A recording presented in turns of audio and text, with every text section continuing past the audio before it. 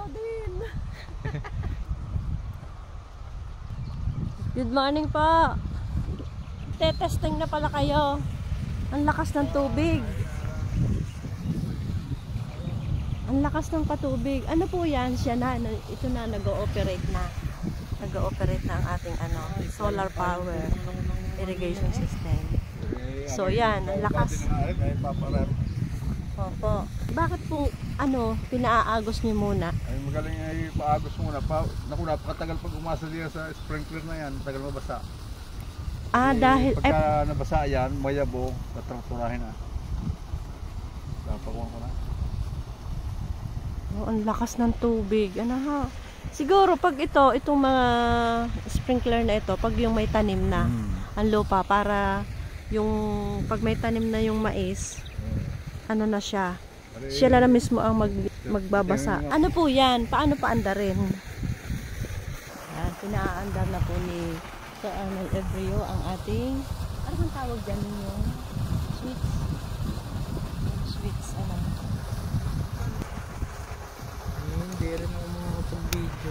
Yan, ito po ang aking kasama, si Paulo. Hi, Paulo! Kaway-kaway! Good morning. Yun, nagbinuhay na ni Sir Arnold yung sweets para itry po natin ang sprinkler. Yan. Aking ipakikita sa inyo. Yan po yung mga sprinkler. Yung mabuhay dito. Yan. Basta nagkulimlim. So, depende po sa araw. Ito. Depende sa araw. Yung video mo nga.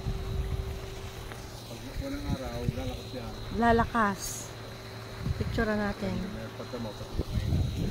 So, papakita ko po sa inyo yung atin pong itetest ngayon na sprinkler mula po sa solar powered irrigation.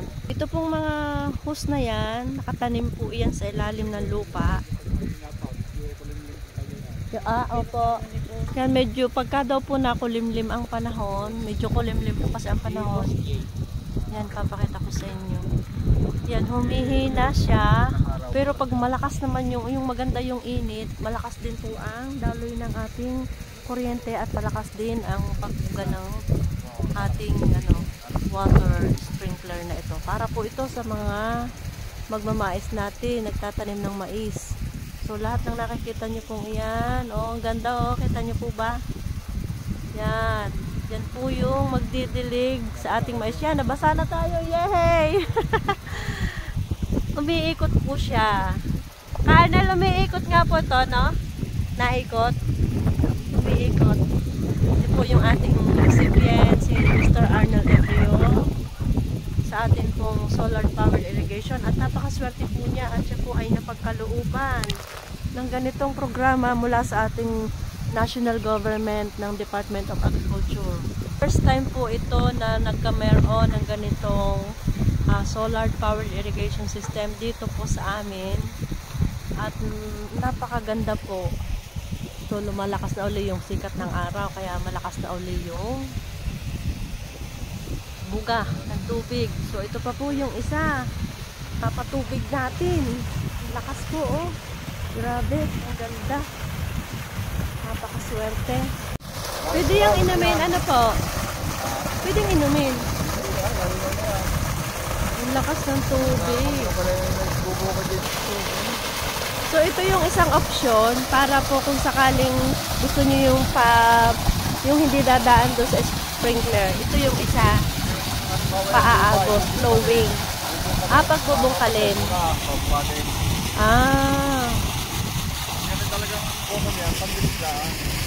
Po. Ang galing. Grabe. Nakakatuwa naman. Hindi pwedeng sabay-sabay ang gamit. May schedule para po dito sa sprinkler na ito. Gusto ko lang pag kami naman ang tangkay, kahit sabay, nadaan na rin. Dahil matagal mo umos na naman.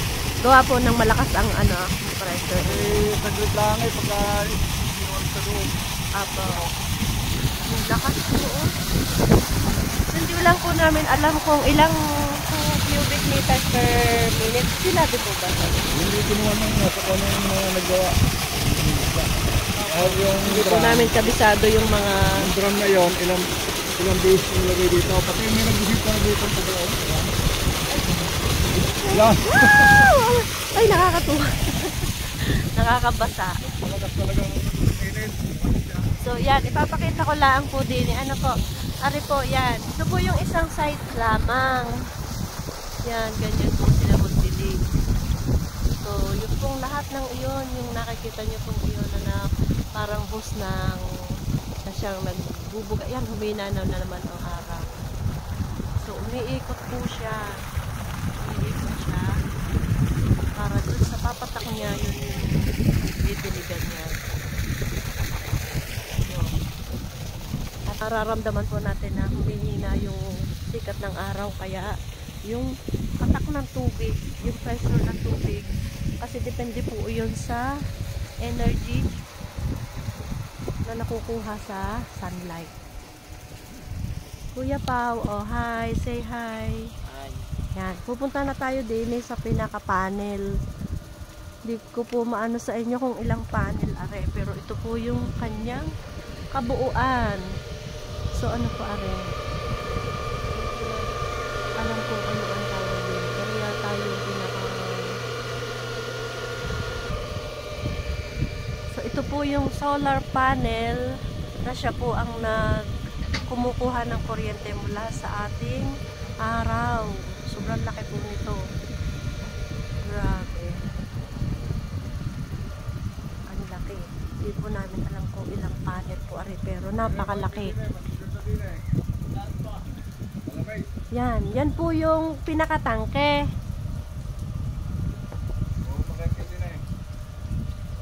Paano po umakyat? So, aakyat daw tayo. Ay.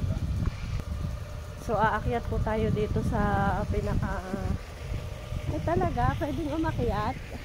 Kuya pa ako yung video na aakyat. Yeah.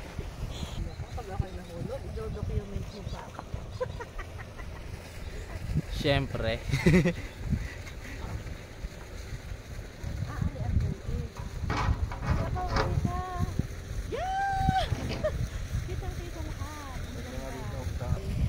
Ito naman po si Pau. O sige Pau, kaya mo yan. So umakyat po kami dito sa, ito po yung pinakalagayan ng imbakan ng tubig na yun po ang nagbubuga. Yan, ito po nasa itaas po kami ngayon ng tangke ng tubig. Mamaya, ano ko po, iililibot ko pa kayo. 54 lahat na panel. So, ito po ay yung panel. 54 panel pala daw po ito. Kaya sobrang lakas ng kanyang energy.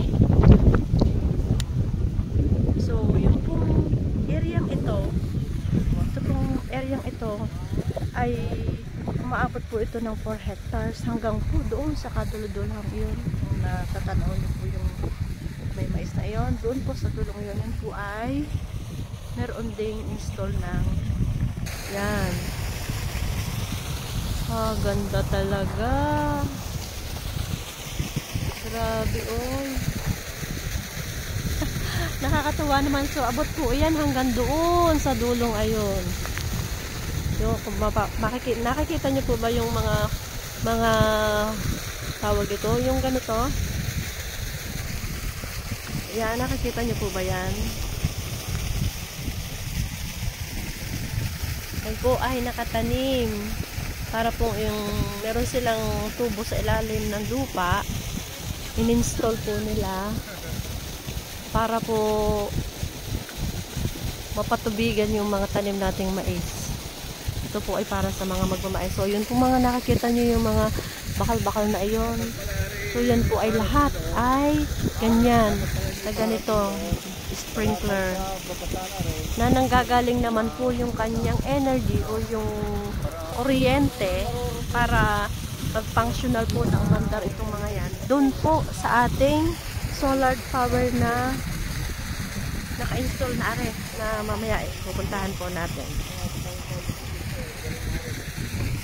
So ito po yung isang malaking tubig. Oh, hindi na tayo magtayo ng swimming pool dito ka Arnel. Wow, ang lakas talaga. Pwede tayong patay din ng libuan. Yan, ito po yung tangke. Huwag mo masyado ilalapit ba? Malapit. Yan. Kano po kalalim yung tangkeng yan? Malalim. Okay, ito po yung... Yan, hanggang sa harap natin. Ito po yung ipunan ng tubig na para doon siya lumalabas. Ito din po yung kinukuhanan nitong mga sprinkler. Tsaka yung malaking... Ito nga kinukuha na niyan. Pero yun, direkta yung galing doon sa... Sinisumito. Doon mayroon pang sip-sip doon po. Ano? Yun. Yung pala po ay... Yung yung tubig, Apo. galing doon sa hukay. Doon sa hukay. May hukay doon. Pasok din eh. Ang galing. Pwede pa lang mag-swimming sa loob. Ngayon, may disgrasya din eh. Gano'n lang malalim yan? So ito po, yan, makikita ko po sa inyo yung buong kabuuan po ng natutubigan ng ating sprinkler na ito, yung solar power natin. Sobrang ganda po at talagang malaking kapakinabangan po ito sa ating mga magtatanim ng mais. Ito po yung tangke, oh. Yan po ang lawak po. Ang buong paligid. Kailan po kayo magpapaararo dito? Di babasahin ko muna yan. Pag di mabo, yung kasi ko ay buhagan ng lupa di eh. Aararohin na. Yung pong mga doon sa medyo parang hindi naman siya mataas yun, di ba po kayo sa daily? Hindi, nagkataon na ano may ikon yun. Basta yan may nagkataon may kanal dito. Pero pa. So ano po yung mga color blue na yun? Yan ang kuha na yan ito. Sprinkler na ito. Kung ano eh, doon nyo na lang pipihitin na Doon, yun yung parang buhayan kada isang line. Ito kayo black yan. Black. Yung halimbawa ito, yun yung dalawang kwan yun eh. Yan, kagaya po ngayon humina ang araw, may na din siya. So pag naulan, hindi siya mabubuhay. Ang galing, ano? Ito mo, humina, ano? Kasi wala pong battery. Kung may battery May battery, tuloy. Kamting wala naman ang init tayo sa rin. Wala nakakalungan talagang wala. Pinalan siguro ito. Ito po yung kauna-unahang project ng Department of Agriculture na install dito po sa aming province of Batangas. Sa Rosario, Batangas. sigurado kung ari tinayo sa south.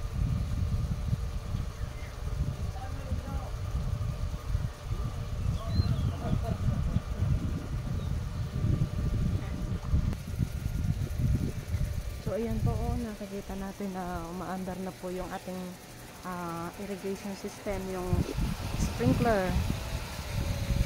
Yan po yung magdidilig sa ating mga maisan. So ito po ay nakahilera, kada isang hilera. Tapos may doon po nakikita niyo na malakas ang tubig. Sobrang lakas ang tubig. Hindi pa po namin binubuksan yung nando doon. Ayan po ba?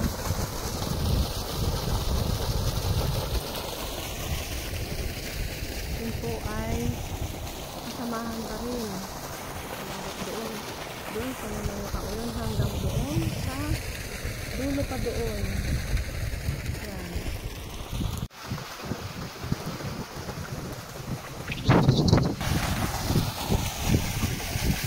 Atin bibisitahin yung naabot na ng ating tubig. Ang lakas, oh.